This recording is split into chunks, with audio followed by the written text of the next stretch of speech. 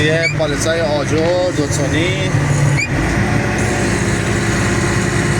جکو ببین دوستان، بار بلند میکنم میارم سمت خودم. خب رو ماشین نمیارم، بارمو میارم پایین.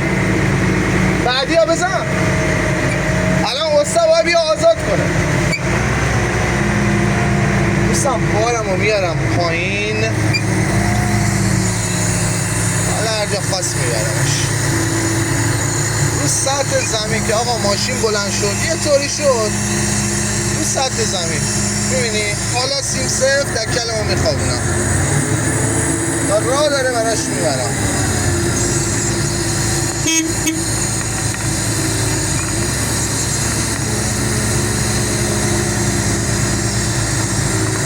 آقا 10 متر فاصله ها.